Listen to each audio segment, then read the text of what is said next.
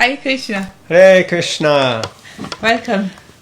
Welcome everyone. Nice to see you. We're here at home. Today you can see behind us the nice altar. Our living room. Krishna's living room. So we're going to read the Srimad Bhagavatam.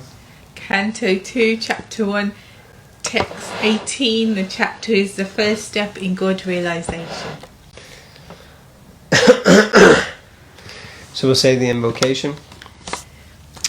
Om Namo Bhagavate Vasudevaya. Om Namo Bhagavate Vasudevaya. Om Namo Bhagavate Vasudevaya. Text 18. Gradually, as the mind becomes progressively spiritualized, withdraw it from sense activities, and by intelligence the senses will be controlled. The mind, too absorbed in material activities, can be engaged in the service of the personality of Godhead and become fixed in full transcendental knowledge. Purport. The first process of spiritualizing the mind by mechanical chanting of the pranava, omkara, and by control of the breathing system is technically called the mystic or yogic process of pranayam, or fully controlling the breathing air. The ultimate state of this pranayam system is to be fixed in trance, technically called samadhi. But experience has proven that even the samadhi stage also fails to control the materially absorbed mind. For example, the great mystic Vishwamitra Muni, even in the stage of samadhi, became a victim of the senses and cohabited with Menaka.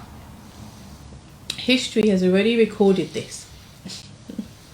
The mind, although ceasing to think of sensual activities at present, remembers past sensual activities from the subconscious status, and thus disturbs one from cent% engagement in self-realization. Therefore, Sukadeva Goswami recommends the next step of assured policy, namely to fix one's mind in the service of the personality of Godhead. Lord Sri Krishna, the Supreme Personality of Godhead, also recommends this direct process in the Bhagavad Gita, chapter 6, verse 47. Thus, the mind being spiritually cleansed, one should at once engage himself in the transcendental, loving service of the Lord by the different devotional activities of hearing, chanting, etc.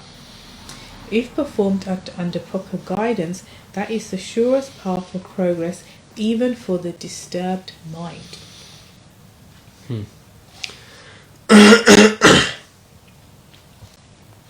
What would you say is the essence of that verse? Purport? To absorb the mind in Krishna consciousness.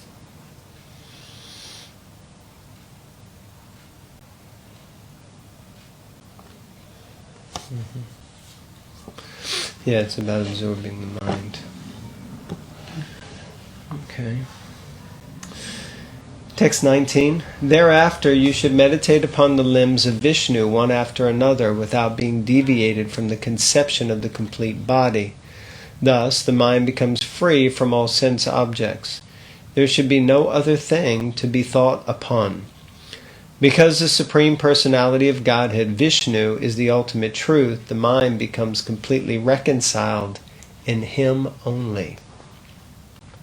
Purport. Foolish persons, bewildered by the external energy of Vishnu, do not know that the ultimate goal of the progressive search after happiness is to get in touch directly with Lord Vishnu, the Personality of Godhead. Vishnu Tattva is an unlimited expansion of different transcendental forms of the Personality of Godhead, and the supreme or original form of Vishnu Tattva is Govinda, or Lord Krishna, the supreme cause of all causes. Therefore, thinking of Vishnu or meditating upon the transcendental form of Vishnu, specifically upon Lord Krishna, is the last word on the subject of meditation. This meditation may be begun from the lotus feet of the Lord. One should not, however, forget or be misled from the complete form of the Lord. Thus, one should practice thinking of the different parts of his transcendental body, one after another. So if there's a break, you have to let me know, okay? I will.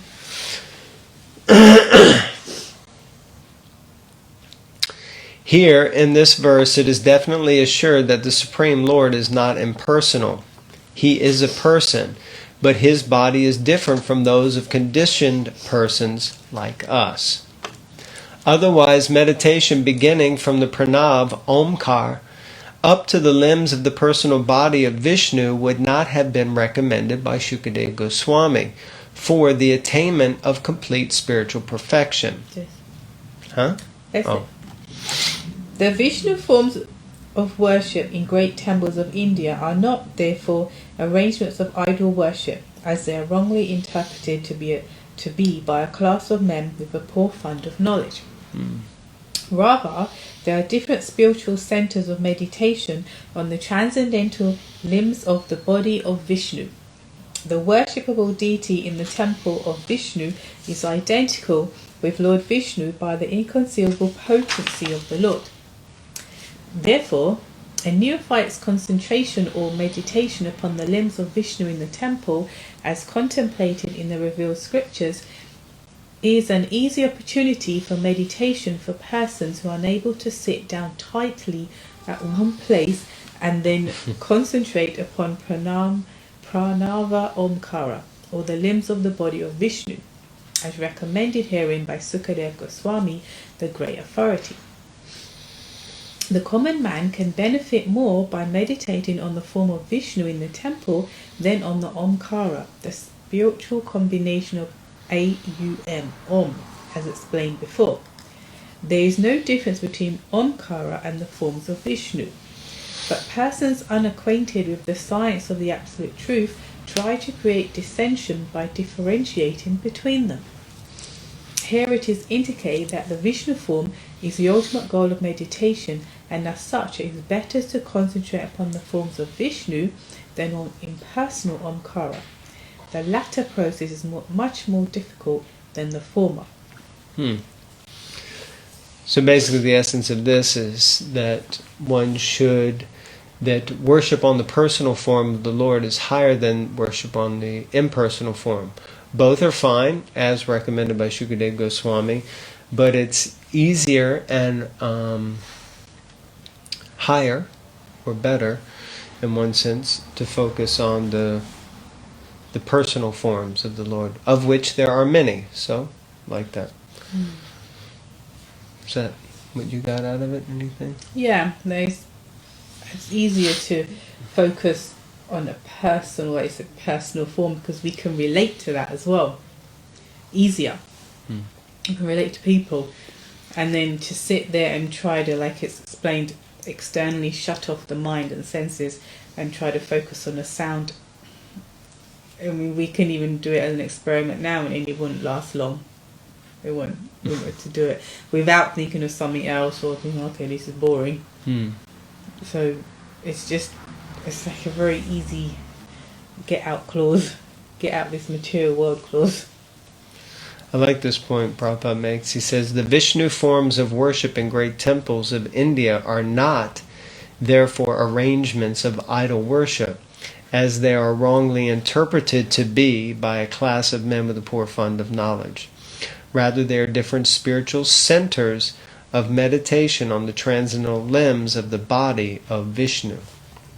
So, real strong statement against the idea of idol worship when it comes to deity worship. So, as you have Murti forms, these forms are not just mere idols, but they're actually meditatable forms of the Supreme Personality of Godhead.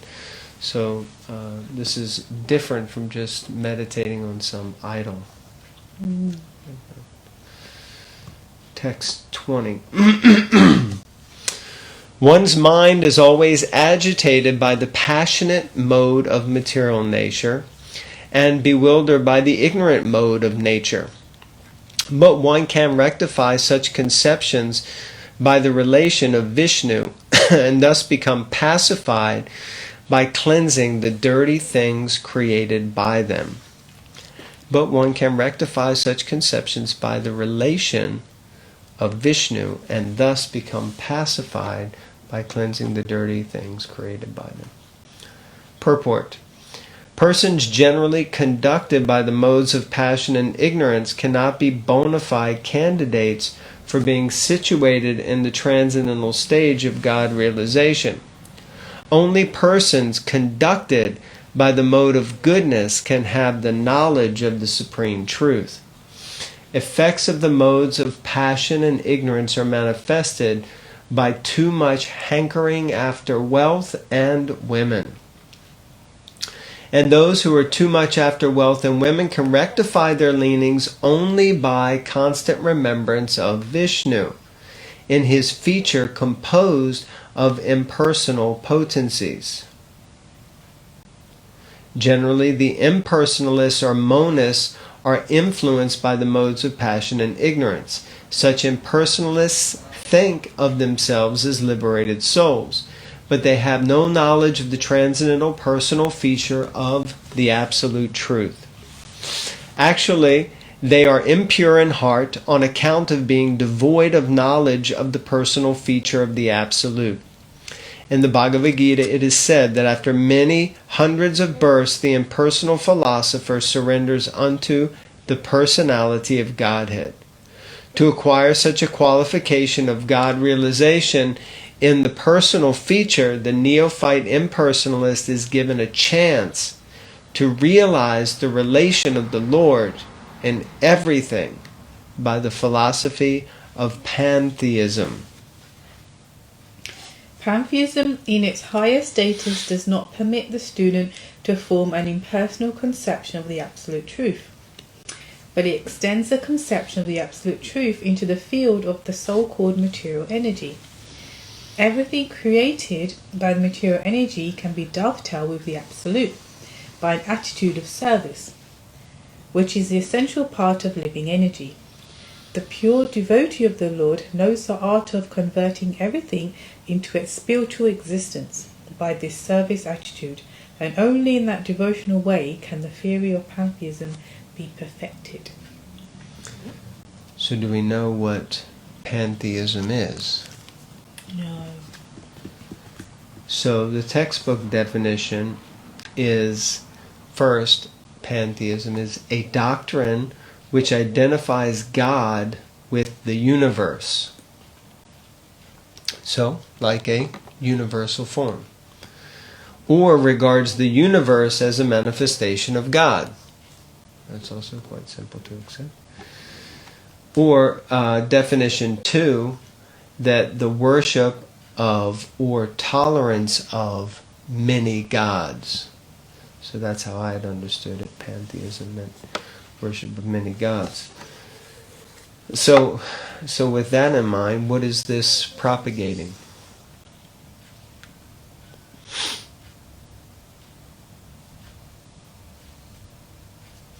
The last sentence says that the pure devotee of the Lord knows the art of converting everything into its spiritual existence, which means connecting everything to Krishna, its origin, by the service attitude. And only in that devotional way can the theory of pantheism be perfected. Interesting. So it means even with the idea of many gods, we have to understand that they're all ultimately connected with Krishna, right? Text 21, translation. O King, by this system of remembrance and by being fixed in the habit of seeing the all-good personal conception of the Lord, one can very soon attain devotional service to the Lord under his direct shelter. Purport. Success of mystic performances is achieved only by the help of the devotional attitude. Pantheism, or the system of feeling the presence of the Almighty everywhere, is a sort of training of the mind to become accustomed to the devotional conception. And it is the devotional attitude of the mystic that makes possible the successful termination of such mystic attempts. Interesting. Did you understand what it was saying there? Saying that basically because the system of feeling the presence of God everywhere is training the mind to become accustomed to devotional conception, because you're trying to see everything in connection with God. So that's a devotional mentality, because it means aham sarvasya prabhavo mata sarvam pravartate. Everything emanates from me. But it's that devotional attitude that makes possible the successful termination of such mystic attempts. So it's by doing that you become devotional, and that devotion destroys the idea of trying to think mystically about stuff, which most people are looking for something mystical. But actually, once you come in touch with the Supreme Absolute Truth, the Yogeshwara, the supreme source of all mystic power, then this idea of mystics kind of fades away, because then you develop a loving relationship with the Lord, and it's kind of on a different platform.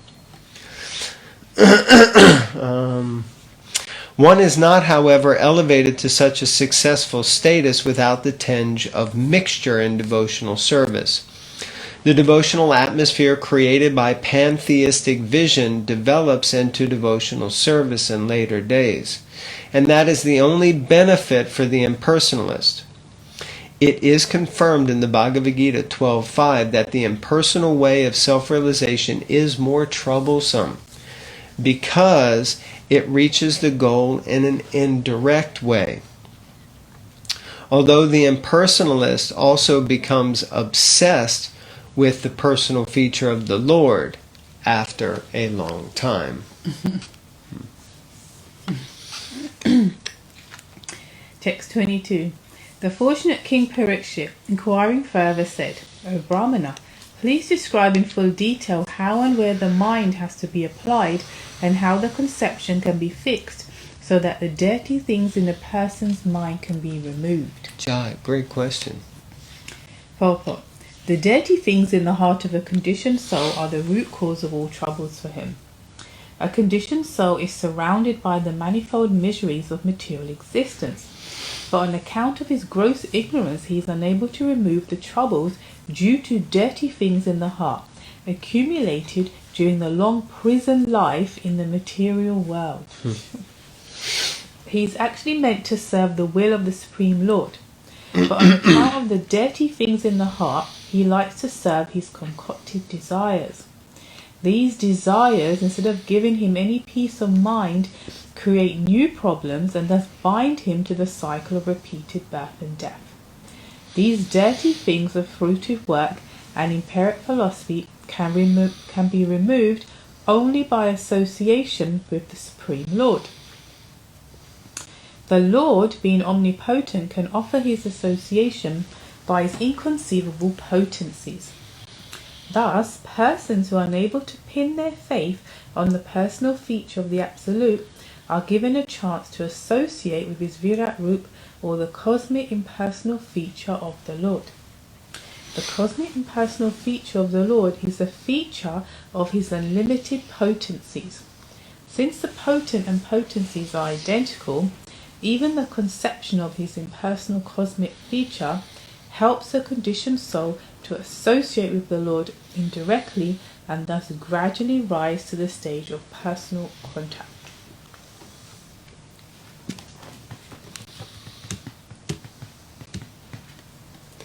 Thoughts on that paragraph? Anything?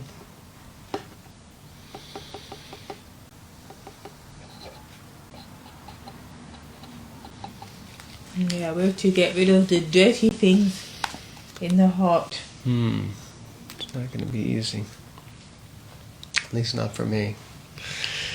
Maharaj Parikshit was already directly connected with the personal feature of the Lord Sri Krishna, and as such he had no need to inquire from Shukadeva Goswami about where and how to apply the mind in the impersonal Virat Rupa of the Lord. But he inquired after a detailed description of the matter for the benefit of others who are unable to conceive of the transcendental personal feature of the Lord as the form of eternity, knowledge, and bliss. The non-devotee class of men cannot think of the personal feature of the Lord because of their poor fund of knowledge. Prabhupada uses this statement so much, poor fund of knowledge. Yeah, I really love it, It's just, he doesn't say stupid. He says you have a poor fund of knowledge. Means, Stupid. means your fund, your fund of knowledge is just not so good, like that. Yeah. Somehow it moved. So yeah, poor fund of knowledge, Prabhupada says.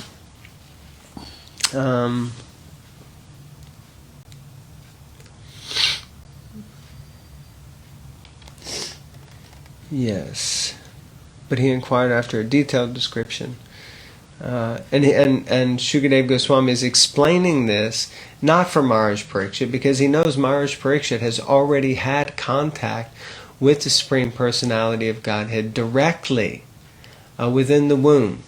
Well, he was protected by him. That's why his name is Parikshit, means the examiner.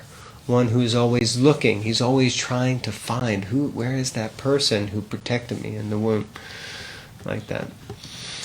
But he inquired after a detailed description of the matter for the benefit of others who are unable to conceive of the transcendental personal feature of the Lord as the form of eternity, knowledge, and bliss.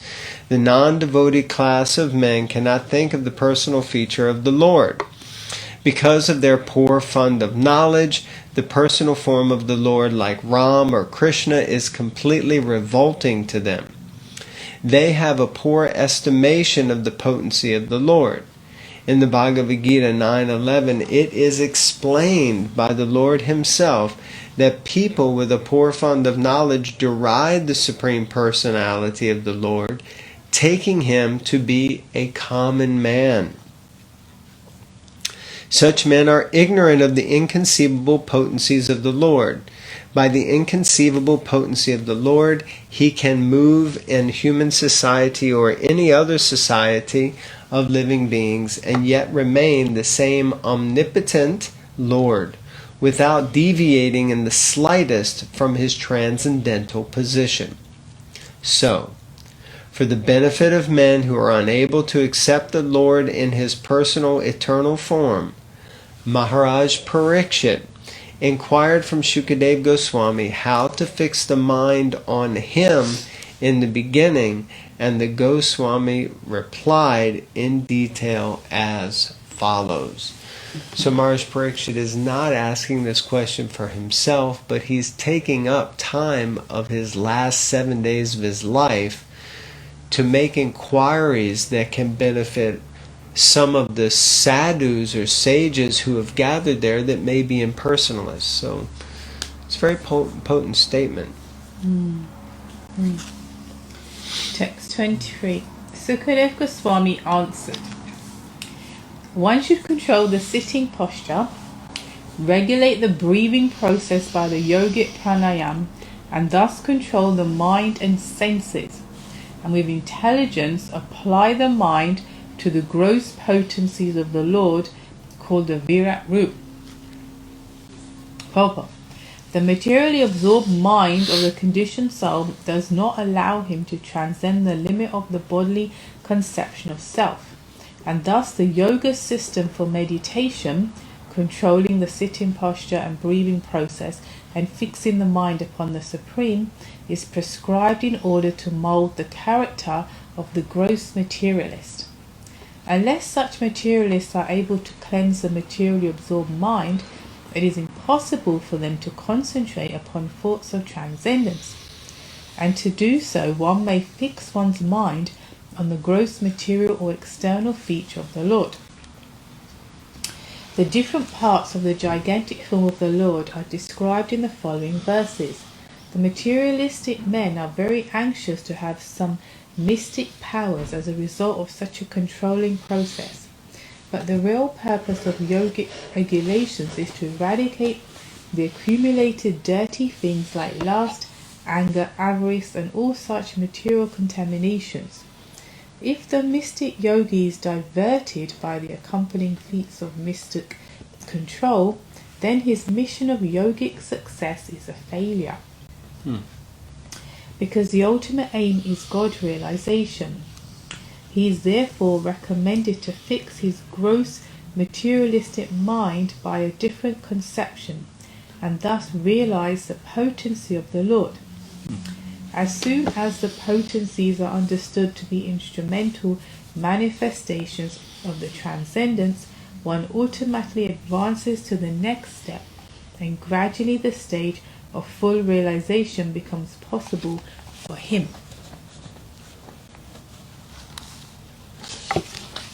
You think should read the next purport too? Yeah? Okay. Alright, so this will be the last one. Text 24.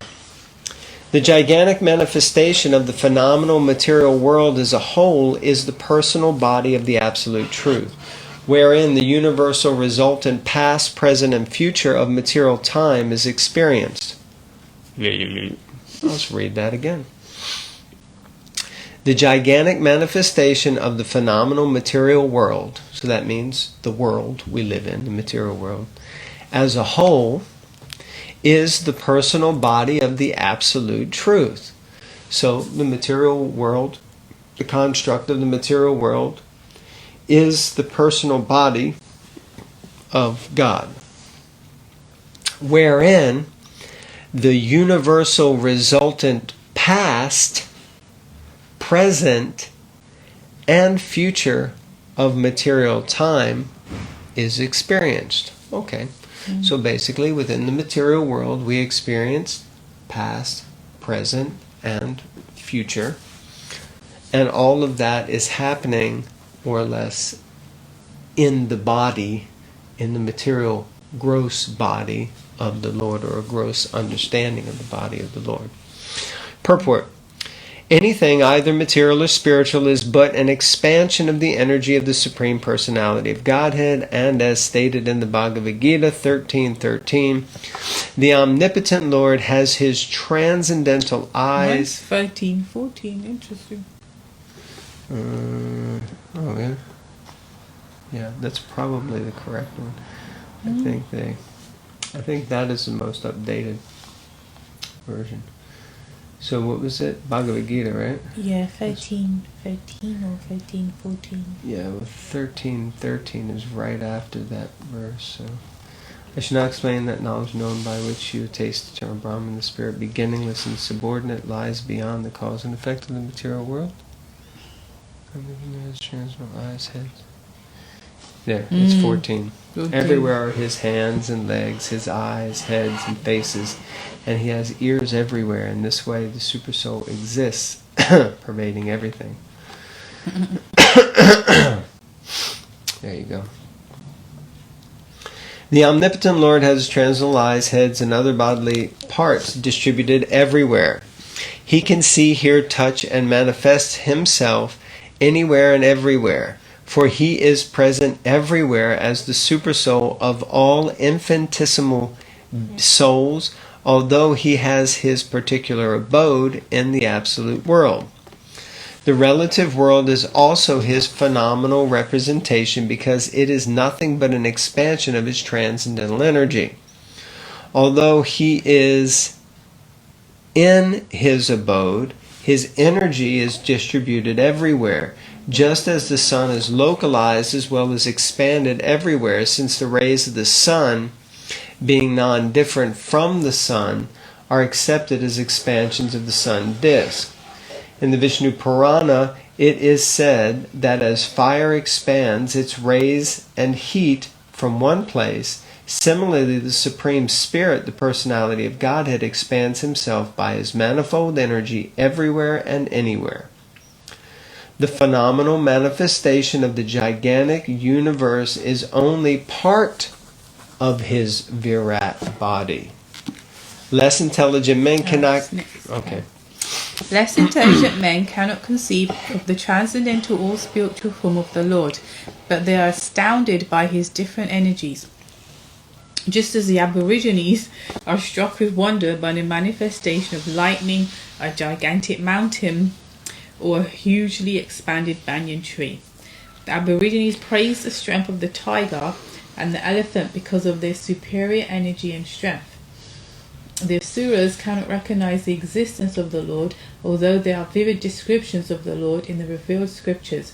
Although the Lord incarnates and exhibits his uncommon strength and energy, and although he is accepted as the Supreme Personality of Godhead by learned scholars and saints like Vyasadeva, Narada, Asita and Devala in the past, and by Arjuna in the Bhagavad Gita, and also by the Acharyas like Shankara, Ramanuja, Madhva and Lord Sri Chaitanya in the modern age.